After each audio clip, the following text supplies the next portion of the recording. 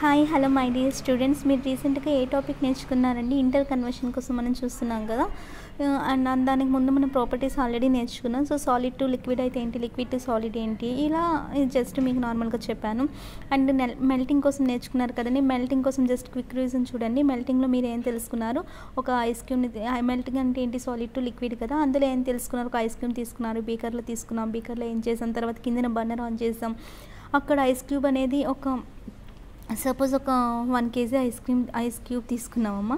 Ice cube తీసుకున్నాక ఏమవుతుంది, హీట్ని observe చేసుకుంటుంది కదా. చేసుకున్నాక ఏమవుతుంది, హీట్ని అబ్జర్వ్ చేసుకున్నప్పుడు అందులో పార్టికల్స్లోని కైనెటిక్ ఎనర్జీ వస్తుంది. ఇదంతా తెలుసుకున్నారు కదండి. కైనెటిక్ ఎనర్జీ వస్తుంది కదండి. అండ్ ఫస్ట్ ఆఫ్ ఆల్ ఇనీషియల్గా ఎంత ఉందనుకున్నారు, -5 degrees Celsius అనుకున్నారు. ఆ తర్వాత మీరు అబ్జర్వ్ చేస్తూ ఉంటే కైనెటిక్ ఎనర్జీ ఇంక్రీజ్ అవుతూ ఉన్నంత వరకు మీకు పెరుగుతుంది టెంపరేచర్ అని చెప్పాం కదండి. అప్ టు 0 degrees Celsius వరకు పెరిగింది. కానీ తర్వాత ఏమైందని చెప్పుకున్నాం, కాన్స్టెంట్ అయిపోయింది. ఎందుకు కాన్స్టెంట్ అయిపోయింది? హీట్ ఎనర్జీ ఏమని చెప్తుందండి, పార్టికల్స్కి మీకు ఆల్రెడీ తగిన సఫిషియంట్ ఎనర్జీ మీకు ఉంది, ఇంకా నేను మీకు కైనెటిక్ ఎనర్జీ ఇవ్వనని చెప్తుంది. పార్టికల్స్ అడిగితే సరే నువ్వు మాకు కైనెటిక్ ఎనర్జీ ఇవ్వలేదు, కానీ నువ్వు మాకు అసలు ఏం చేసావు అని అడిగితే ఏం చెప్పిందండి, అది ఆల్రెడీ మీరు ఆల్రెడీ సాలిడ్గా ఉన్నారు, మీ ఫ్రీడమ్ని ఆల్రెడీ కట్ చేశాను. అంటే ఫ్రీడమ్ని కట్ చేయడం కాదు, అక్కడ మీ మధ్య ఫోర్స్ ఆఫ్ అట్రాక్షన్ చాలా ఎక్కువగా ఉంది, కోసివ్ ఫోర్స్ ఎక్కువగా ఉంది. నేను ఆల్రెడీ దాన్ని మీకు ఓవర్కమ్ చేశాను, దాన్ని కట్ చేశాను కాబట్టి మీకు ఇప్పుడు ఇంత కైనెటిక్ ఎనర్జీ వచ్చింది. సఫిషియంట్ కైనెటిక్ ఎనర్జీ మీకు ఫ్రీగా మూవ్ అయ్యేలా వచ్చిందని చెప్పి హీట్ ఎనర్జీ చెప్పింది. ఇవన్నీ మనం మాట్లాడుకున్నాం కదండి. సో 0 degrees Celsius వరకు వచ్చేందుకు ఆగిపోయిందండి. అక్కడతో kinetic energy sufficient. Kinetic energy పెరిగితే టెంపరేచర్ పెరుగుతుందండి. రెండు ఒకదానికోటి డైరెక్ట్లీ ప్రపోర్షనల్. ఇది ఆల్రెడీ చెప్పుకున్నాం కదమ్మా. సో 0 degrees Celsius వచ్చేసరికి ఎందుకు ఆగిపోయిందండి, టెంపరేచర్ ఎందుకు ఇంక్రీజ్ అవ్వట్లేదంటే అక్కడతో కైనెటిక్ ఎనర్జీ కాన్స్టెంట్ అయిపోయింది కాబట్టి అక్కడతోని టెంపరేచర్ అనేది కాన్స్టెంట్ అయిపోయిందండి. సో ఇదంతా సీక్రెట్గా హీట్ ఎనర్జీ చేయడం వల్ల దాన్ని ఏమన్నా hidden energy or latent heat of fusion. ఇది మెల్టింగ్కి సంబంధించింది కాబట్టి లేటెంట్ హీట్ ఆఫ్ ఫ్యూజన్ అని చెప్పాము. So latent heat of fusion definition ఇదంతా మీకు నేను చెప్పాను కదండి. అండ్ నెక్స్ట్ మీకు ఇంకా ఏం చెప్పాను, ఫ్రీజింగ్ కోసం కూడా చెప్పాను కదమ్మా. సో నెక్స్ట్ టాపిక్ ఏంటి అంటే, ఫ్రీజింగ్ అంటే మీకు తెలుసు లిక్విడ్ టు సాలిడ్ అని చెప్పి. సో నెక్స్ట్ టాపిక్ ఏంటి అంటే, ఫ్రీజింగ్లో ఇదంతా మీకు ఆల్రెడీ ఇది చెప్పాలండి. ఫ్రీజింగ్ కోసం చెప్పాను. సో నెక్స్ట్ ఏంటంటే, ఇంప్యూరిటీస్ యాడ్ చేయడం వల్ల ఫ్రీజింగ్ పాయింట్ మీద ఎఫెక్ట్ ఎలా ఉంటుంది, అండ్ ప్రెజర్ వల్ల ఫ్రీజింగ్ పాయింట్ తొలక ఎఫెక్ట్ ఎలా ఉంటుంది చూడండి. ఇప్పుడు ఇంప్యూరిటీస్ యాడ్ చేసాం. ఇంప్యూరిటీస్ అంటే ఏంటి, సపోజ్ సాల్ట్ అవ్వచ్చు, అమోనియం క్లోరైడ్ అవ్వచ్చు, సోడియం క్లోరైడ్ అవ్వచ్చు, యూరియా, గ్లూకోజ్, కాల్షియం క్లోరైడ్, ఇలాంటి వాటన్నిటిని ఏమంటారంటే ఇంప్యూరిటీస్ అనమాట. సో ఇంప్యూరిటీస్ని యాడ్ చేస్తే ఏమవుతుంది, సపోజ్ మీరు నార్మల్గా ఆలోచించండి. సపోజ్ ఇంప్యూరిటీస్ ఏమీ యాడ్ చేయట్లేదు. ఇంప్యూరిటీస్ ఏమీ యాడ్ చేయకుండా మీరు నార్మల్గా వాటర్ని తీసుకొని వచ్చి, లిక్విడ్ టు సాలిడ్ కదమ్మా ఫ్రీజింగ్ అంటే. సపోజ్ మీరు ప్రాక్టికల్గా ఆలోచించండి, వాటర్ని తీసుకొని వచ్చి, ఒక బౌల్లో వాటర్ని తీసుకొని వచ్చి మీరు మీ ఫ్రిడ్జ్లో పెట్టినప్పుడు ఇది ఏమవుతుంది, కొంతసేపటికి గడ్డలా అవుతుంది కదమ్మా, గడ్డ కట్టేస్తుంది కదా. అంటే ఏమవుతుంది, ఆ లోపల మీకు పార్టికల్స్ అన్నీ దగ్గరగా, ముందు ఫ్రీడమ్ ఉంది వాటికి, కొంత కైనెటిక్ ఎనర్జీ ఉంది, కానీ పార్టికల్స్ అన్నీ దగ్గరగా అయిపోయి ఏమైపోతుంది, వాటి ఫ్రీడమ్ అంతా తగ్గిపోతుంది కదండి. వాటి మధ్య కోసివ్ ఫోర్స్ అనేది ఎక్కువ అయిపోయి, ఫోర్స్ ఆఫ్ అట్రాక్షన్ ఎక్కువ అయిపోయి పార్టికల్స్ మూవ్ అవ్వలేని సిచ్యువేషన్, అంటే సాలిడ్ సిచ్యువేషన్లోకి లైక్ ఐస్ క్యూబ్లా చేంజ్ అయిపోతుంది కదా. అలా అయిపోతుందని మనకు ఆల్రెడీ తెలుసు. అదే అంటే వాటర్ అనేది ఏంటి, లిక్విడ్ అంటే ఏంటి, అదొక మ్యాటర్లో మనకి ఏముంటాయండి, పార్టికల్స్ ఉంటాయి కదా. ఇవన్నీ వాటర్ పార్టికల్స్ కదమ్మా. కానీ మీకు తెలుసు వాటర్ పార్టికల్స్ మధ్యలో ఏముంటుందని తెలుసు, కొంత స్పేస్ ఉంటుందని తెలుసు కదండి. వాటర్ పార్టికల్స్ మధ్య మీకు ఏముంటుందని తెలుసమ్మా, కొంత స్పేస్ అనేది ఉంటుందని తెలుసు కదా. ఈ స్పేస్ మధ్యలోని మీకు ఇంప్యూరిటీస్ యాడ్ చేసామమ్మా. సపోజ్ మీరు salt or sugar or glucose ఏదో ఒకటి యాడ్ చేశారు. అప్పుడు ఏమవుతుంది, మీకు ఆల్రెడీ ప్రాపర్టీస్లో చెప్పాను, సాల్ట్ పార్టికల్స్ని యాడ్ చేస్తే అది ఏమైపోతుందమ్మా, అది డిజాల్వ్ అయిపోతుంది. మీకు అది ఎలా తెలుస్తుందంటే, ఇప్పుడు మీరు సాల్ట్ని యాడ్ చేసినా, షుగర్ని యాడ్ చేసినా మీకు అక్కడ వాటర్ లెవెల్ ఇంక్రీజ్ అవ్వదు. ఎందుకని చెప్పుకున్నాం, ఆ పార్టికల్స్ మధ్య ఉన్న గ్యాప్లో అవి ఆల్రెడీ డిజాల్వ్ అయిపోతాయి, అందుకు మీకు వాటర్ లెవెల్ ఇంక్రీజ్ అవుతుందని చెప్పుకున్నాం కదా. సో ఇప్పుడు ఇంప్యూరిటీస్ యాడ్ చేయడం వల్ల ఏమైపోతుంది, వాటర్ పార్టికల్స్ మధ్యలో ఇంప్యూరిటీస్ అనేవి యాడ్ అయిపోతున్నాయి అనమాట. అలా అయిపోవడం వల్ల ఏమవుతుంది, మీకు త్వరగా పార్టికల్స్ అనేవి ఒకదాని దగ్గరగా అయిపోతున్నాయి కదా. ఒకదాని దగ్గరకు ఒకటి అయిపోతున్నప్పుడు నార్మల్గా వాటర్ అనేది పార్టికల్స్ మధ్య స్పేస్ ఉంటుంది కాబట్టి కొద్ది ఫ్రీజింగ్ పాయింట్కి రావడానికి ఫ్రీజింగ్ పాయింట్ అప్పుడు ఎక్కువ అవ్వచ్చు, అంటే కొంత టైంకి అది గడ్డ కట్టచ్చు. కానీ అదే మీరు వాటర్ పార్టికల్స్ లోపల ఇవి వేసారనుకోండి, ఇంప్యూరిటీస్ లైక్ యూరియా ఇలాంటివన్నీ, షుగర్ అవ్వచ్చు, సాల్ట్ అవ్వచ్చు, ఏమైనా మీరు వేసేటప్పుడు వాటర్ పార్టికల్స్ మధ్య మీకు గ్యాప్ ఉండదు. ఆ గ్యాప్ లోపల విరుక్కుంటాయి కాబట్టి వాటి మధ్య డెన్సిటీ ఎక్కువైపోతుంది కదా, అంటే అక్కడ ఏమైపోతుంది, వాటి మధ్య స్పేస్ అనేది ఉండట్లేదు కదా. అలాంటప్పుడు అవి త్వరగా గడ్డ కడతాయి కదండి, అంటే వాటి ఫ్రీజింగ్ పాయింట్ ఏమవుతుంది, తగ్గుతుందనే కదా అర్థం. ఇదమ్మా. సో మీరు ప్రాక్టికల్గా ఆలోచించండి, చాలా ఈజీగా నేర్చుకోవచ్చు ఫిజిక్స్ని. సో మీరు ఏం తెలుసుకున్నారండి, ఇంప్యూరిటీస్ని యాడ్ చేస్తున్నాము అంటే వాటర్ పార్టికల్స్ మధ్య మీకు డెన్సిటీ ఎక్కువైపోతుంది కాబట్టి వాటి మధ్య ఫ్రీడమ్ అంత ఉండదు, కైనెటిక్ ఎనర్జీ ఏమంత ఉండదు, కాబట్టి అవి త్వరగా ఫ్రీజ్ అవుతాయండి. ఓకేనా. కైనెటిక్ ఎనర్జీ ఎక్కువ ఉంటే ఫ్రీజింగ్ పాయింట్కి రావడానికి ఎక్కువ టైం పడుతుంది. అదే కైనెటిక్ ఎనర్జీ తగ్గిపోయింది, అవి కదలలేవు, అలాంటప్పుడు దగ్గర పార్టికల్స్ ఉన్నప్పుడు కదలలే కదా, అలాంటప్పుడు ఫ్రీజింగ్ పాయింట్ ఏమవుతుందమ్మా అంటే తగ్గుతుంది. ఓకేనండి. సో ఇంప్యూరిటీస్ యాడ్ చేయడం వల్ల ఫ్రీజింగ్ పాయింట్ ఏమవుతుంది, తగ్గుతుంది. నెక్స్ట్ వన్ చూడండి, ఇక్కడ మీకు తెలుసు కదా వాటర్ ఫ్రీజెస్, మీకు ఆల్రెడీ తెలుసు కదండి వాటర్ యొక్క ఫ్రీజింగ్ పాయింట్ ఎంత, 0 డిగ్రీ సెల్సియస్ అని చెప్పుకున్నాం. 0 డిగ్రీ సెల్సియస్ అన్న ఒకటి, సెల్సియస్ కాకుండా టెంపరేచర్కి ఇంకొక యూనిట్ ఏంటి అమ్మ అంటే కెల్విన్స్ అండి. ఇప్పుడు 0 to కెల్విన్స్లోకి మార్చాలనుకోండి, ఒక 273 యాడ్ చేయాలమ్మా. సపోజ్ మీకు 96 సెల్సియస్ అని ఇచ్చాడు అనుకోండి, దానికి మీకు కెల్విన్స్లో మార్చాలంటే 273 యాడ్ చేస్తే మీకు వచ్చేది ఏంటంటే కెల్విన్స్లో వస్తుందమ్మా. ఓకేనా. సో టెంపరేచర్ నార్మల్గా వాటర్ యొక్క ఫ్రీజింగ్ పాయింట్ మీకు తెలుసు కదండి ఎంత, 0 డిగ్రీ సెల్సియస్ కదా. సో 0 డిగ్రీ సెల్సియస్ని ఎలా రాయొచ్చు అంటే 273 కెల్విన్స్ అని కూడా రాయొచ్చమ్మా. ఓకేనా. సో అదే ఇక్కడండి, ఇదంతా మీకు ఆల్రెడీ చెప్పాను. నెక్స్ట్ ఏంటి అంటే effect of pressure on the freezing point of water. ఇది కూడా అలాంటిదేనండి. ఇప్పుడు నార్మల్గా వాటర్ పార్టికల్స్ ఉన్నాయి, వాటర్ పార్టికల్స్ మధ్యలో మీకు ఆల్రెడీ కొంత గ్యాప్ అనేది ఉంటుంది, అంటే వాటి మీద ప్రెజర్ అనేది ఏమవుతుందమ్మా వాటి మధ్య ప్రెజర్ అనేది ఏమవుతుందండి, వాటర్ పార్టికల్స్ ఇలాగ ఉన్నాయి కదమ్మా. ఇప్పుడు వీటి మధ్య ప్రెజర్ అనేది నార్మల్గా ఉంటుంది, ఎందుకంటే వాటి మధ్య స్పేస్ అనేది తక్కువ కాబట్టి వాటి మధ్య ప్రెజర్ ఏమంత ఉండదు. ప్రెజర్ అంత ఉండదు కాబట్టి ఫ్రీజింగ్ పాయింట్ కొద్దిగా ఎక్కువగా ఉంటుంది, అంటే గడ్డ కట్టడానికి కొద్దిగా టైం పడుతుంది. అదే వీటి మధ్య ప్రెజర్ పడింది, ప్రెజర్ అంటే ఏంటి, పార్టికల్స్ అన్న ఒకదాని దగ్గరకు ఒకటి రావడం అనమాట. అలాంటిది ఏంటి, సపోజ్ మీరు ఇంప్యూరిటీస్ యాడ్ చేసినా సరే అక్కడ ప్రెజర్ పడినట్టే కదమ్మా, ఒకదానికి కూడా దగ్గరగా వస్తున్నాయి. ప్రెజర్ పడింది అంటే ఏంటి, డెన్సిటీ ఎక్కువ అవుతుంది కదండి, అంటే ఒకదానికి ఒకటి దగ్గరగా పార్టికల్స్ వస్తాయి, అప్పుడు కదలేవు కాబట్టి దాని ఫ్రీజింగ్ పాయింట్ ఏమైపోతుంది, తగ్గుతుంది కదా. త్వరగా అవి గడ్డ కడతాయి కదండి, అంటే వాటి ఫ్రీజింగ్ పాయింట్ ఏమవుతుందమ్మా, తగ్గుతుంది. సో అర్థమైంది కదమ్మా, ఇంప్యూరిటీస్ యాడ్ చేసినా మీకు ఫ్రీజింగ్ పాయింట్ తగ్గుతుంది, ఎందుకంటే వాటి మధ్య డెన్సిటీ ఎక్కువైపోతుంది కాబట్టి ఫ్రీజింగ్ పాయింట్ తగ్గుతుంది. అలానే మీరు ప్రెజర్ ఎక్కువైందంటే ఏంటి, పార్టికల్స్ అన్నీ ఇంకా ఒకదానికి కూడా దగ్గరగా వచ్చేస్తాయి. పార్టికల్స్ ఎప్పుడైనా మీకు దూరంగా ఉన్నప్పుడే ఫ్రీజింగ్ పాయింట్ అంటే కొద్దిగా ఎక్కువ టైం పడుతుందండి ఫ్రీజింగ్ పాయింట్. ఓకేనా. అదే మీకు పార్టికల్స్ అని ఒకదాని దగ్గరకు వచ్చాయి అంటే లైక్ ఇంప్యూరిటీస్ అవ్వచ్చు, ప్రెజర్ పెంచవచ్చు, అలాంటప్పుడు ఫ్రీజింగ్ పాయింట్ ఏమవుతుందండి, తగ్గుతుంది. 2 పాయింట్స్ మీకు అర్థమయ్యాయి అనుకుంటాం. ఇంప్యూరిటీస్ యాడ్ చేస్తే ఫ్రీజింగ్ పాయింట్ అనేది తగ్గుతుంది, అలానే ప్రెజర్ అనేది పెంచితే ఫ్రీజింగ్ పాయింట్ అనేది తగ్గుతుందండి. ఈ 2 ఇంపార్టెంట్ పాయింట్స్. సో నెక్స్ట్కి వెళ్దామండి. మెల్టింగ్ నేర్చుకున్నారు, ఫ్రీజింగ్ నేర్చుకున్నారు. నెక్స్ట్ ఏంటంటే బాయిలింగ్. మీకు మెల్టింగ్ అర్థమైతే బాయిలింగ్ అనేది అర్థమైపోతుందండి. ఈ 2 సేమ్ ఒకేలా ఉంటాయి, కాకపోతే అక్కడ ఐస్ క్యూబ్, ఇక్కడ వాటర్ తీసుకుంటాం. చూడండి ఇప్పుడు మీకేంటి బాయిలింగ్ అంటే ఏంటి, లిక్విడ్ టు గ్యాస్ కదమ్మా. బాయిలింగ్ అంటే మనకి ఏంటి, లిక్విడ్ టు గ్యాస్. మీరు ఇది కంపారిజన్ చేసుకొని చూడండి, దేంతో కంపారిజన్ చేసుకుంటారంటే మెల్టింగ్ ఇక్కడ మెల్టింగ్ చెప్తున్నా, ఇటు సైడ్ బాయిలింగ్ చెప్తున్నానండి. మెల్టింగ్లో మనకి దేని నుండి దేనికి వెళ్తుంది, సాలిడ్ నుంచి లిక్విడ్కి కదండి మెల్టింగ్ అంటే, solid to liquid. Suppose example ice cube నుంచి వాటర్లోకి, అంతే కదమ్మా. అండ్ బాయిలింగ్ అంటే ఏంటి, లిక్విడ్ టు గ్యాసెస్, అంతే కదండి. లిక్విడ్ టు గ్యాసెస్ అంటే ఏంటి, లిక్విడ్ అంటే ఏంటి, వాటర్ టు గ్యాసెస్ స్టేజ్లోకి వెళ్ళాలి, అంతే కదమ్మా. సో ఇప్పుడు మనం ఆల్రెడీ ఐస్ క్యూబ్ నుంచి వాటర్కి ఎలా రావాలో మీరు ఆల్రెడీ చూసారు. బీకర్లోని ఐస్ క్యూబ్ తీసుకున్నారు కదండి, అక్కడ మీరు ఇక్కడ ఏం చేస్తామంటే బీకర్లో మీరు బాయిలింగ్లో ఏంటంటే బీకర్లో మీరు వాటర్ తీసుకుంటారండి. ఓకేనా. స్టూడెంట్ 2 కంపారిజన్ చెప్తాను. మెల్టింగ్లో బీకర్లో ఐస్ క్యూబ్ తీసుకున్నాం, ఇక్కడైతే మీరు బీకర్లో ఏం తీసుకుంటారంటే చూడండి, బాయిలింగ్లో అయితే మీరు బీకర్లో ఏం తీసుకుంటారు అంటే వాటర్ తీసుకుంటారు. అండ్ ఇందాక ఏమైందమ్మా, సేమ్ అక్కడ ఎలా చేసామో ఇక్కడ కూడా అలానేనండి. ఇక్కడ ఏంటంటే వాటర్ని బీకర్లో తీసుకుంటాము, అక్కడ ఐస్ క్యూబ్ని తీసుకుంటాం. అక్కడ ఐస్ క్యూబ్కి ఇనీషియల్ టెంపరేచర్ ఎంత అనుకున్నామండి, నీట్గా రాసిన చూడమ్మా. ఇటు సైడ్ బాయిలింగ్ చేస్తున్నాము, ఇటు సైడ్ మెల్టింగ్, ఇటు సైడ్ బాయిలింగ్. అక్కడ ఐస్ క్యూబ్ ఇనీషియల్ టెంపరేచర్ ఎంతమ్మా, -5 డిగ్రీ సెల్సియస్. ఇక్కడ వాటర్ యొక్క ఇనీషియల్ టెంపరేచర్ ఎంతండి, వాటర్ ఎక్కడైంది, అది మెల్ట్ అయింది ఎక్కడ, 0 డిగ్రీ సెల్సియస్ వద్ద కదా. సో వాటర్ యొక్క ఇనీషియల్ టెంపరేచర్ ఎంతమ్మా, ఇక్కడ 0 డిగ్రీ సెల్సియస్. ఓకేనా.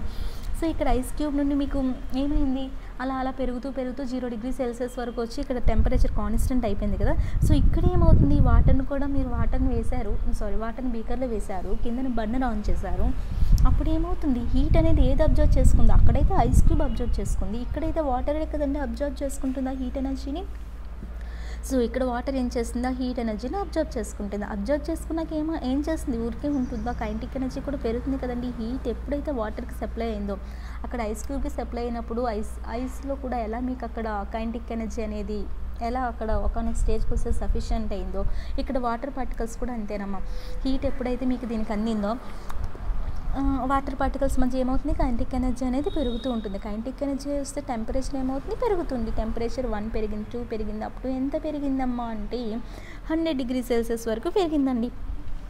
100 డిగ్రీ సెల్సియస్ వరకు మీకు ఇక్కడ టెంపరేచర్ పెరిగింది కదమ్మా. సో టెంపరేచర్ పెరిగిన తర్వాత ఏమైంది, అక్కడ 0 డిగ్రీస్తో కాన్స్టెంట్ అయిపోయింది, ఇక్కడైతే 100 డిగ్రీ సెల్సియస్తో కాన్స్టెంట్ అయిపోయింది. ఎందుకు అక్కడ కాన్స్టెంట్ అయింది, కైనెటిక్ ఎనర్జీ సఫిషియంట్. సో ఇక్కడ కూడా ఎందుకు కాన్స్టెంట్ అయింది, కైనెటిక్ ఎనర్జీ సఫిషియంట్గా ఉంది.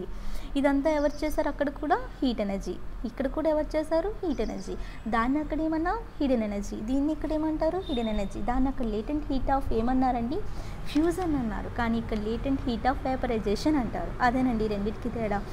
అర్థమైందా అనుకుంటానండి. మెల్టింగ్ ఒకలా తీసుకున్నాం, బాయిలింగ్ ఒకలా తీసుకున్నాం. చూడండి కంపారిజన్, ఎప్పుడైనా కంపారిజన్ చేసుకుంటే ఈజీగా మీకు వచ్చేస్తుంది. మెల్టింగ్లో ఏం తీసుకున్నాం, ఐస్ క్రీమ్ తీసుకున్నాం. బాయిలింగ్లో ఏం చేస్తాం, బాయిలింగ్ స్టేజ్ మనకు వాటర్ టు గ్యాసెస్ కాబట్టి వాటర్ని తీసుకుంటాం. అక్కడ ఇనీషియల్ టెంపరేచర్ ఎంత -5, ఇక్కడ వాటర్ యొక్క ఇనీషియల్ టెంపరేచర్ ఎంత 0 డిగ్రీ సెల్సియస్. ఓకేనా. అండ్ అక్కడ హీట్ ఎనర్జీ అనేది ఐస్ క్యూబ్ అబ్జర్వ్ చేసుకుని 0 డిగ్రీ సెల్సియస్ వరకు పెరిగింది టెంపరేచర్. ఇక్కడ కూడా అంతే, వాటర్ అనేది అబ్జర్వ్ చేసుకుని 100 డిగ్రీ సెల్సియస్ వరకు పెరిగింది. అక్కడ అది కాన్స్టెంట్ అయింది, ఇప్పుడు ఇది కాన్స్టెంట్ అయింది. ఎందుకు కాన్స్టెంట్ అయింది, అక్కడ కైనెటిక్ ఎనర్జీ పెరుగుతూ వచ్చి 0 డిగ్రీ సెల్సియస్ అంటే ఎప్పుడైతే మీకు మెల్ట్ అయిందో, మెల్టింగ్ పాయింట్ వచ్చేసరికి కాన్స్టెంట్ అయిపోయింది. ఇక్కడ కూడా అంతే, ఎప్పుడైతే బాయిల్ అవుతుందో బాయిలింగ్ పాయింట్ 100 డిగ్రీ సెల్సియస్ వచ్చేసరికి టెంపరేచర్ కాన్స్టెంట్ అయిపోయింది. ఎందుకు కాన్స్టెంట్ అయిపోయిందంటే కైనెటిక్ ఎనర్జీ సఫిషియంట్ ఉంది. కైనెటిక్ ఎనర్జీ పెరగలేదు కాబట్టి టెంపరేచర్ పెరగలేదు, కైనెటిక్ ఎనర్జీ తగ్గదు, టెంపరేచర్ తగ్గదు. రెండు ఏమయ్యాయండి, సఫిషియంట్ కైనెటిక్ ఎనర్జీ కాబట్టి అక్కడితో టెంపరేచర్ కాన్స్టెంట్ అయిపోయింది. ఓకేనమ్మా. సో ఇదంతా ఎవరు చేశారండి, హీట్ ఎనర్జీ. ఇదంతా సీక్రెట్గా చేసింది కాబట్టి దాన్ని ఏమంటారు, హిడెన్ ఎనర్జీ. అక్కడ మెల్టింగ్లో అయితే లేటెంట్ హీట్ ఆఫ్ ఫ్యూజన్ అంటారు, బాయిలింగ్లో అయితే latent heat of vaporisation. So latent heat of vaporisation అంటే మీకు ఆల్రెడీ డెఫినేషన్ ఇప్పటికే అర్థమై ఉండాలండి. లేటెంట్ హీట్ ఆఫ్ ఫ్యూజన్ అంటే ఏమని తెలుసు మీకు, అక్కడ 1 kg ఐస్ క్యూబ్ తీసుకున్నాం, ఎక్కడేం తీసుకున్నాం, 1 kg వాటర్ తీసుకున్నాం. ఓకేనండి, 1 kg లిక్విడ్ తీసుకున్నాం ఇక్కడ.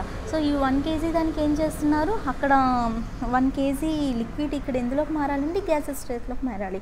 ఎక్కడ, అట్మాస్ఫియర్ ప్రెజర్ వద్ద, అక్కడైతే మెల్టింగ్ పాయింట్ వద్ద, ఇక్కడైతే బాయిలింగ్ పాయింట్ వద్ద. అర్థమవుతుందండి. లేటెంట్ హీట్ ఆఫ్ ఫ్యూజన్లో ఏం తీసుకున్నాం, 1 kg ఐస్ అనేది లిక్విడ్గా మారింది. ఎక్కడ, అట్మాస్ఫియర్ ప్రెజర్ వద్ద, అలానే మెల్టింగ్ పాయింట్ వద్ద కదండి. అప్పుడు అది లేటెంట్ హీట్ ఆఫ్ ఫ్యూజన్. ఇక్కడ కూడా సేమ్ డెఫినేషన్, కాకపోతే అక్కడ ఐస్ క్యూబ్, ఇక్కడ లిక్విడ్, అక్కడేమో మెల్టింగ్ అయింది, ఇక్కడేమో అవుతుంది, బాయిలింగ్ అవుతుంది. ఓకేనండి. సో ఇక్కడ 1 kg లిక్విడ్కి లేటెంట్ హీట్ ఆఫ్ వేపరైజేషన్ అంటే ఏంటమ్మా, లేటెంట్ హీట్ ఆఫ్ వేపరైజేషన్ అంటే 1 kg లిక్విడ్ని ఎందులోకి మార్చాలి, వేపర్ స్టేట్లోకి మారాలి. అంతే కదమ్మా.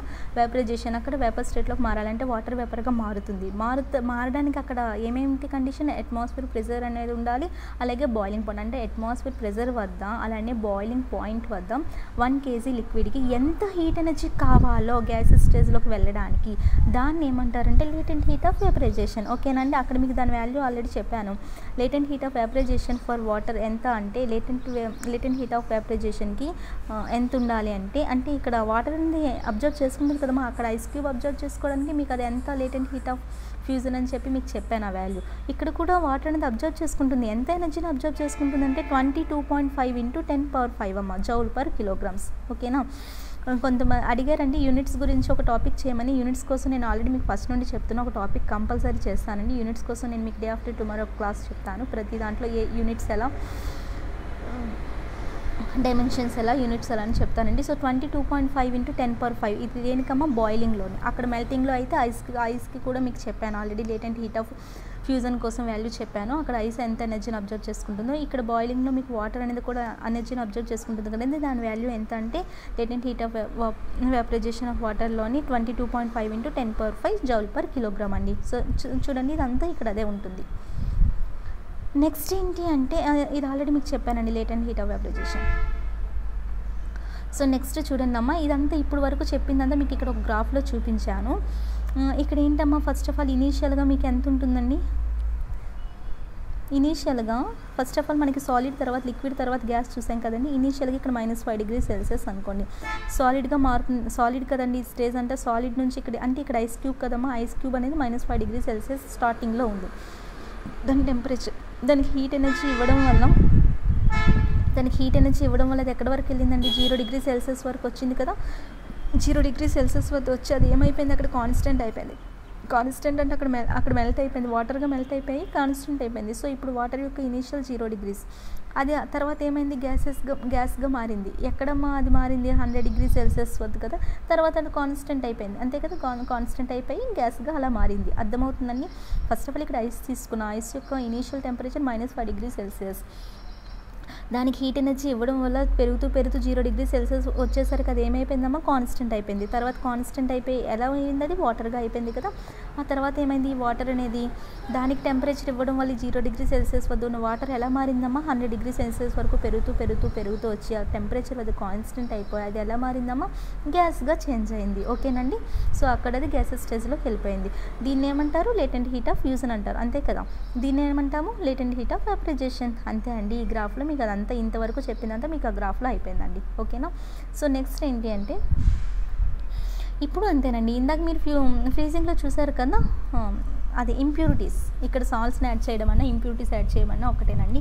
సో ఇక్కడ ఇంప్యూరిటీస్ యాడ్ చేస్తే ఎలా వస్తుంది, అండ్ ఇంకా ఏంటంటే ప్రెజర్ అనేది యాడ్ చేస్తే బాయిలింగ్ పాయింట్ ఏమవుతుంది, మీరు ఫ్రీజింగ్లో నేర్చుకున్నారు కదా.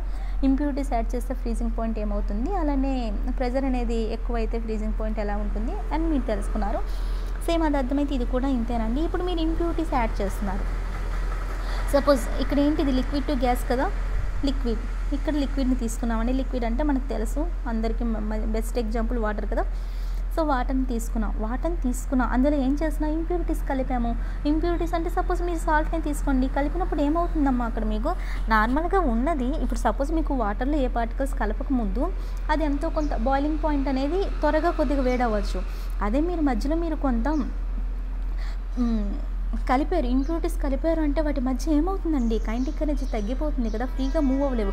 ఫ్రీగా మూవ్ అయినప్పుడు అవి తొందరగా వేడెక్కుతాయి. అవి ఫ్రీగా మూవ్ అవ్వలేకపోతున్నాయి. అన్ని పార్టికల్స్ ఇంకా ఫ్రీగా మూవ్ అవ్వాలంటే ఇంకా ఎక్కువ టైం పడుతుంది కదండి. అది బాయిలింగ్కి బాయిలింగ్ పాయింట్ రీచ్ అవ్వడానికి. అంటే బాయిలింగ్ పాయింట్ ఏమవుతున్నట్టు, ఎక్కువ అవుతున్నట్లు. అర్థమైందండి. ఇందాకైతే ఫ్రీజింగ్ పాయింట్ తగ్గింది. ఎందుకు తగ్గింది, అక్కడ ఫ్రీజింగ్లో చెప్పుకున్నా ఇంప్యూరిటీస్ని యాడ్ చేసినామంటే పార్టికల్స్ అని దగ్గరగా వస్తాయి కాబట్టి త్వరగా గడ్డ కడతాయి, అప్పుడు ఫ్రీజింగ్ పాయింట్ తక్కువ అవుతుంది. కానీ ఇప్పుడు రివర్స్ కదా, ఇంప్యూరిటీస్ని యాడ్ చేస్తే బాయిలింగ్ పాయింట్ తగ్గదండి, పెరుగుతుంది. ఎందుకంటే నార్మల్గా ఏ పార్టికల్స్ లేవు ముందు, మీకు ఓన్లీ వాటర్ పార్టికల్స్ ఉన్నాయి. ఓన్లీ వాటర్ పార్టికల్స్ ఉన్నప్పుడు మీకు ఎలా ఉంటుందమ్మా, అది కొద్దిగా కొంత టైంకి త్వరగా బాయిలింగ్ పాయింట్కి వస్తాయి. కానీ మీరు ఎప్పుడైతే వాటి మీద ప్రెజర్ని అప్లై చేస్తున్నారో, వాటి మీద ఎప్పుడైతే మీరు ఇంప్యూరిటీస్ని యాడ్ చేస్తున్నారో, ఇంప్యూరిటీస్ యాడ్ చేసినప్పుడు ఏమవుతుంది, అవి త్వరగా అంటే వాటి మధ్య ఫోర్స్ ఎక్కువ ఉంటుంది, వాటి మధ్య ఫోర్స్ ఆఫ్ అట్రాక్షన్ అంటే ఎక్కువ ఉంటుంది. అవి త్వరగా మూవ్ అవ్వలేవు, వాటి కైనెటిక్ ఎనర్జీ అంత ఉండదు. కాబట్టి అవన్నీ కదలాలంటే దానికి టైం పడుతుంది. కాబట్టి అక్కడ బాయిలింగ్ పాయింట్ అనేది ఏమవుతుందమ్మా అంటే ఎక్కువ అవుతుంది. ఓకేనండి. సో ఇంప్యూరిటీస్ యాడ్ చేస్తే బాయిలింగ్ పాయింట్ ఏమవుతుంది, ఎక్కువ అవుతుంది. నెక్స్ట్ అర్థమైంది కదమ్మా, ఇంప్యూరిటీస్ అనేది యాడ్ చేస్తే మీకు ఏమవుతుంది, అక్కడ బాయిలింగ్ పాయింట్ అనేది ఎక్కువ అవుతుంది. ఓకేనా. నెక్స్ట్ ఏంటి, ఇప్పుడు ఇది ఓకే. నెక్స్ట్ ఏంటమ్మా, ప్రెజర్. ఇప్పుడు ప్రెజర్ ఎక్కువైతే ఏమవుతుందండి, ప్రెజర్ తగ్గితే చూద్దాం. సపోజ్ మీకు అక్కడ ప్రెజర్ తగ్గింది అంటే అర్థం ఏంటి, ఇప్పుడు ప్రెజర్ తగ్గించామంటే ఏంటండి, లెస్ ప్రెజర్ అన్నట్టే కదా. అంటే ఇప్పుడు ఏంటి, ఇప్పుడు లెస్ ప్రెజర్ని మీరు వాటర్పై అప్లై చేశారు. ఇప్పుడు ప్రెజర్ అనేది తక్కువ ఉంది, వాటర్పై మీకు ప్రెజర్ అనేది తక్కువగా ఉంటే ఫ్రీగా మూవ్ అవుతాయి కదండి. ప్రెజర్ అనేది ఎక్కువ ఉంటే డెన్సిటీ అంటే ఒకదానికొకటి దగ్గరగా అయిపోయి కైనెటిక్ ఎనర్జీ తక్కువ అవుతుంది కదా. కానీ ప్రెజర్ అనేది తక్కువ ఉండేటప్పుడు ఆ ఫ్రీగా మూవ్ అవుతాయి కదా. ఫ్రీగా మూవ్ అవుతాయి అంటే కైనెటిక్ ఎనర్జీ ఎలా ఉంటుంది, ఎక్కువ అవుతుంది కదా. సో కైనెటిక్ ఎనర్జీ ఎక్కువ అయ్యేటప్పుడు, సో కైనెటిక్ ఎనర్జీ పెరిగేటప్పుడు ఏమవుతుంది, కైనెటిక్ ఎనర్జీ ఎప్పుడైతే కైనెటిక్ ఎనర్జీ ఎప్పుడైతే పెరుగుతుందో టెంపరేచర్ కూడా ఏమవుతుంది, పెరుగుతుంది. టెంపరేచర్ పెరిగిపోతుంది ఫాస్ట్గా, అంటే అక్కడ బాయిలింగ్ పాయింట్ త్వరగా రీచ్ అవుతుంది కదండి. అంటే బాయిలింగ్ పాయింట్ అనేది ఏమవుతుందండి, తగ్గుతుంది. ఓకేనా. ప్రెజర్ అనేది తక్కువ అయితే ఏమవుతుంది, బాయిలింగ్ పాయింట్ తగ్గుతుంది. మీరు ప్రాక్టికల్గా ఆలోచించండి. ఇప్పుడు నార్మల్గా వాటర్ ఉంది, నార్మల్గా ఉన్న వాటర్ని మీరు హీట్ చేశారనుకోండి, నార్మల్గా ఉన్న వాటర్ని మీరు లైక్ ఇంప్యూరిటీస్తో కంపేర్ చేస్తే అలానే ఇది అలానే, నార్మల్గా ఉన్న వాటర్ని మీరు వేడి చేస్తే అది త్వరగా బాయిలింగ్ పాయింట్కి రీచ్ అవుతుంది, అంతే కదా. అలా కాకుండా అంటే వాటి మీద ఎటువంటి ప్రెజర్ లేనప్పుడు అది బాయిలింగ్ పాయింట్ తక్కువ అవుతుంది, అంటే త్వరగా రీచ్ అవుతుంది బాయిలింగ్ పాయింట్కి. ఓకేనా? అలా కాకుండా వాటి మధ్య మీరు ఇంప్యూరిటీస్ యాడ్ చేసినా ప్రెజర్ అనేది పెరుగుతుంది కదా, ఒకదానికొకటి దగ్గరగా వచ్చేస్తున్నాయి. అలా లేకుండా మీరు ప్రెజర్ని అప్లై చేసినా ఏమవుతుంది, అవి త్వరగా ఒకదాని దగ్గరగా వస్తున్నాయి కదండి, ప్రెజర్ అనేది ఎక్కువైతే. అలాగే మీరు ప్రెజర్ అనేది ఎక్కువైతే ఏమవుతుందండి, అక్కడ మీకు బాయిలింగ్ పాయింట్ అనేది తగ్గుతుందా పెరుగుతుందా? ప్రెజర్ అనేది ఎక్కువైతే బాయిలింగ్ పాయింట్ ఎక్కువ అవుతుంది కదండి, త్వరగా రీచ్ అవ్వవు కదమ్మా. అర్థమవుతుందో చెప్తున్నది? ఇప్పుడు నార్మల్గా వాటర్ పార్టికల్స్ తీసుకున్న వాటి మీద ఎటువంటి ప్రెజర్ లేనప్పుడు అవి త్వరగా బాయిలింగ్ పాయింట్కి రీచ్ అవుతాయి అనమాట. సో అప్పుడు బాయిలింగ్ పాయింట్ తక్కువ ఉంది అంటాం. త్వరగా రీచ్ అయితే బాయిలింగ్ పాయింట్ తక్కువ, అది తక్కువ టైంలో రీచ్ అయింది కాబట్టి బాయిలింగ్ పాయింట్ తక్కువ అంటారు. అలా కాకుండా వాటి మధ్య మీరు ఇంప్యూరిటీస్ యాడ్ చేశారనుకోండి, పార్టికల్స్ అన్నీ ఒకదానికొకటి దగ్గరగా అయిపోతాయి కదా. పార్టికల్స్ అన్నీ దగ్గరగా అయిపోయినప్పుడు అవి కైనెటిక్ ఎనర్జీ వాటికి ఉండదు, మూవ్ అవ్వలేవు. అవి అన్నీ మూవ్ అవ్వాలంటే వాటికి ఇంకా ఎక్కువ టైం పడుతుంది కాబట్టి బాయిలింగ్ పాయింట్ ఎక్కువ అవుతుంది. అలానే ప్రెజర్ అప్లై చేసినా అంతే కదమ్మా, ప్రెజర్ అప్లై చేసినా ఒకదానికొకటి దగ్గరగా అయిపోతాయి, అంటే వాటి మధ్య మూవ్ అవ్వలేవు, కైనెటిక్ ఎనర్జీ అవి ఉండదు వాటికి. సో అవన్నీ కదలాలి అంటే వాటికి బాయిలింగ్ పాయింట్ ఎంత అంటే ఎక్కువ అవుతుంది, అంటే ఇంకా ఎక్కువ బాగా వేడి అవ్వాలి. సో ఆ బాయిలింగ్ పాయింట్ ఏమంటారంటే ఎక్కువైందంటారు. అర్థమైందండి? ఇంప్యూరిటీస్ యాడ్ చేస్తే బాయిలింగ్ పాయింట్ ఏమవుతుంది, పెరుగుతుంది. అలానే ప్రెజర్ అనేది ఎక్కువైతే బాయిలింగ్ పాయింట్ ఎక్కువ అవుతుంది, ప్రెజర్ అనేది తగ్గితే బాయిలింగ్ పాయింట్ ఏమవుతుంది, తగ్గుతుంది. సో ఇదండి దీని గురించి బాయిలింగ్ కోసం. సో నెక్స్ట్ ఏంటి అంటే లాస్ట్ వన్ కండెన్సేషన్ అండి. ఇందులో కండెన్సేషన్ అయిపోయాక నెక్స్ట్ టాపిక్ మీకు రేపు చెప్తానండి, అది సబ్లిమేషన్ కోసం, డిపోజిషన్ కోసం. సో అక్కడితో అది క్లియర్ అయిపోతుంది. Next evaporation. సో రేపుతో మీకు ఇది అయిపోతుందండి. నెక్స్ట్ ఏంటంటే గ్యాస్ టు లిక్విడ్ కదండి. కండెన్సేషన్ అంటే ఏంటి, గ్యాస్ టు లిక్విడ్ కదా. సో మీకు ఇది ఆల్రెడీ తెలుసు, లిక్విడ్ టు గ్యాస్ చూసారు కదా. Next gas to liquid. ఓకేనండి. చూడండి ఇప్పుడు ఏంటమ్మా, ఇప్పుడు గ్యాస్ టు లిక్విడ్ అయితే ఏమంటారండి, కండెన్సేషన్. ఇప్పుడు ఇది మీకు ఇంకా ఈజీ ప్రాసెస్ అండి, హీట్ ఎనర్జీ లేదు, ఏం లేదు, ఇంకేం అవసరం లేదు. మీకు డైరెక్ట్గా కండెన్సేషన్ అంటే ఏంటంటే గ్యాస్ టు లిక్విడ్ రావాలి. ఎలా వస్తుంది ఇది మీ అందరికీ ప్రాక్టికల్గా తెలుసండి. ఒక యుటెన్సిల్ తీసుకోండి, ఒక యుటెన్సిల్ కానీ లేదంటే ఏదో ఒక కంటైనర్లో వాటర్ ఉంటుంది కదా, తీసుకొని ఏం చేస్తారంటే, మీరు ఆల్రెడీ బాయిల్ చేసి ఉంటారు కదా, 100 డిగ్రీ సెల్సియస్ బాయిలింగ్ పాయింట్ ఎంత, 100 డిగ్రీ సెల్సియస్ కదా బాయిలింగ్ పాయింట్ అనేది, 100 డిగ్రీ సెల్సియస్.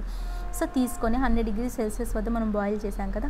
ఇప్పుడు ఫ్లేమ్ని ఆఫ్ చేయండి. ఫ్లేమ్ని ఆఫ్ చేసినప్పుడు యుటెన్సిల్పై మీకు కవర్ పెట్టండి. సపోజ్ ఏదో ఒక కవర్ చేయండి, దాన్ని కవర్ పెట్టి ఒక 5 to 10 minutes తర్వాత ఆ కవర్ని తీసేయండి. తీసేస్తే మీకు ఏమనిపిస్తుంది, కవర్పై స్మాల్ వాటర్ డ్రాప్లెట్స్ ఉంటాయి కదా.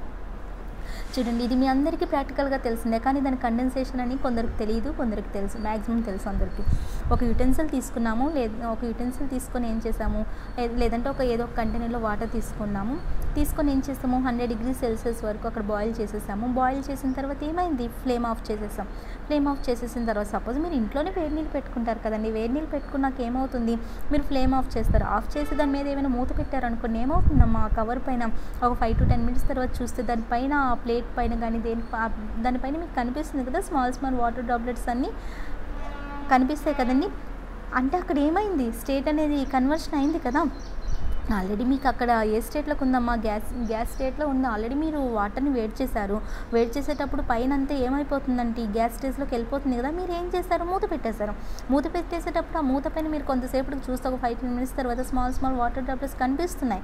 అంటే అక్కడ ఏమైంది, ఆ గ్యాస్ని అక్కడ లిక్విడ్లోకి మారిపోయింది కదా, అదే కండెన్సేషన్. ఓకేనండి, అదే కండెన్సేషన్. అంటే ఇక్కడ మీకు ఏమవుతుంది, ఇక్కడ వాటర్ వేపర్స్ అనేవి ఎలా ఇక్కడ టెంపరేచర్ ఏమైంది, ఇక్కడ మీకు అర్థమైంది కదండి. వాటర్ వేపర్ తర్వాత అక్కడ ఏమైంది, మనం ఫ్లేమ్ ఆఫ్ చేసాం, టెంపరేచర్ ఏమైంది, అక్కడ తగ్గింది. టెంపరేచర్ తగ్గింది కాబట్టి వాటి కైనెటిక్ ఎనర్జీ ఏమైంది, తగ్గింది. కైనెటిక్ ఎనర్జీ తగ్గిపోయింది కాబట్టి పార్టికల్స్ బాగా మూవ్ అవుతాయి, స్లోగా మూవ్ అవుతాయి కదండి. సో ఇక్కడతో మీకు అర్థమైందండి. సో ఇంటర్ పార్టికల్ స్పేస్ అక్కడ ఏమైంది, తగ్గిపోయింది. ఇంటర్ పార్టికల్ స్పేస్ తగ్గిపోయిందంటే ప్రాపర్టీస్ చేంజ్ అయినట్టే కదా, అంటే వాటర్ వేపర్ నుంచి గ్యాస్లోకి వచ్చేసినట్టే కదండి. అర్థమైందా మనం చెప్పింది. మీకు వాటర్ వేపర్ ఉంది, ఫస్ట్ ఆఫ్ ఆల్ మీకు అక్కడ ఏమైంది, గ్యాస్లోకి వెళ్ళింది కదండి. గ్యాస్లోకి వెళ్ళాక మీరు అక్కడ మూత పెట్టేసిన తర్వాత అక్కడ స్మాల్ వాటర్ డ్రాప్స్ అంటే లిక్విడ్లోకి మారిపోయింది, అంతే కదా. అక్కడ ఎందుకు మారింది, టెంపరేచర్ తగ్గిపోయింది కదా. అక్కడ టెంపరేచర్ తగ్గిపోయింది, మీరు ఫ్లేమ్ ఆఫ్ చేస్తారు, టెంపరేచర్ తగ్గిపోయింది. టెంపరేచర్ తగ్గిపోతే కైనెటిక్ ఎనర్జీ కూడా ఏమైపోతుంది, తగ్గిపోతుంది. కైనెటిక్ ఎనర్జీ తగ్గిపోయిందంటే ఫ్రీగా మూవ్ అవ్వగలవా, మూవ్ అవ్వలేవు. అంటే ఇంటర్ పార్టికల్ స్పేస్ ఏమైపోయింది, తగ్గిపోయింది. అంటే అక్కడ ప్రాపర్టీస్ చేంజ్ అయిపోయాయి కదండి. గ్యాస్ ఫామ్లో ఉండేటప్పుడు అవి వాటి ప్రాపర్టీస్ వేరు. నెక్స్ట్ మీకు అక్కడ లిక్విడ్ ఫామ్లోకి వచ్చేసరికి అంత ఫ్రీగా మూవ్ అవ్వలేవు, అంటే ప్రాపర్టీస్ చేంజ్ అయిపోయాయి కదా. ఓకేనండి, ఇంతవరకు అర్థమైంది అనుకుంటా. సో ఇదంతా ఎక్కడ జరిగిందమ్మా? 100 డిగ్రీ సెల్సియస్ వద్ద కదండి. ఇదంతా ఎక్కడ జరిగిందమ్మా? ఇదంతా అంటే ఇదంతా 100 డిగ్రీ సెల్సియస్ వద్ద అండ్ అట్మాస్ఫియరిక్ ప్రెషర్ వద్ద జరిగాయండి. ఇందాకైతే ఇక్కడ 0 డిగ్రీ సెల్సియస్ వద్ద అవన్నీ వేరు. ఇప్పుడు ఇక్కడ జరిగిందండి ఇది 100 డిగ్రీ సెల్సియస్ వద్ద, అలానే అట్మాస్ఫియరిక్ ప్రెషర్ వద్ద జరిగింది. అయితే నాకు ఒక క్వశ్చన్ అండి ఇక్కడ. అయితే ఇక్కడ నాది ఒక క్వశ్చన్ అమ్మా. ఇందాక మీరు తెలుసుకున్నారు ఆల్రెడీ ఒక ప్రీవియస్గా ఒకటి. 0 డిగ్రీ సెల్సియస్ వద్ద ఐస్ దొరుకుతుంది, మీకు వాటర్ దొరుకుతుంది. ఐస్ అండ్ వాటర్ రెండూ దొరుకుతున్నాయి. కానీ దేనికి కూలింగ్ ఎఫెక్ట్ ఎక్కువ అని తెలుసుకున్నారు? ఐస్కి. ఎందుకంటే ఐస్కి ఇనీషియల్గా లేటెంట్ హీట్ లేదు అని తెలుసుకున్నారు. వాటర్కి లేటెంట్ హీట్ ఆల్రెడీ ఉంది. అదే కదండి, వాటర్కి ఉంది కదమ్మా, ఆల్రెడీ మీరు తెలుసుకున్నారు. వాటర్కి ఉన్న ఎనర్జీని తిరిగి ఇచ్చేస్తుంది కాబట్టి దీనికి మోర్ హీట్ ఎనర్జీ ఉంటుంది, దీనికి మోర్ కూలింగ్ ఎఫెక్ట్ ఉందని తెలుసుకున్నారు కదా. అలాంటిది సేమ్ క్వశ్చన్ ఇక్కడ మనకి 100 డిగ్రీ సెల్సియస్ వద్ద ఏముంటున్నాయండి? 100 డిగ్రీ సెల్సియస్ వద్ద మీకు వాటర్ వస్తుంది, అలానే స్టీమ్ కూడా దొరుకుతుంది కదమ్మా. 100 డిగ్రీ సెల్సియస్ వద్ద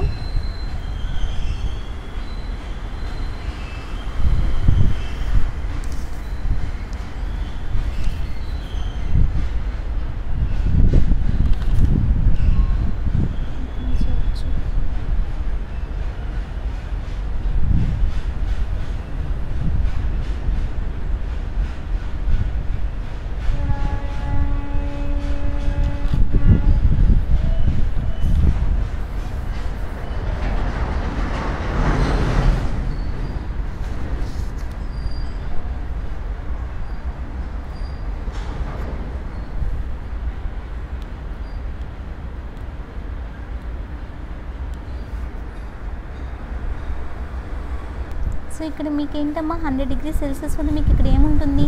వాటర్ ఉంటుంది అండ్ స్టీమ్ కూడా దొరుకుతుంది కదండి. నిన్న 0 డిగ్రీ సెల్సియస్ వద్ద ఐస్ వాటర్ ఎలా దొరికాయి? ఇక్కడ 100 డిగ్రీ సెల్సియస్ వద్ద మనకి ఏం దొరుకుతుంది? ఇక్కడ వాటర్ దొరుకుతుంది, స్టీమ్ కూడా ఉంటున్నాయి కదమ్మా.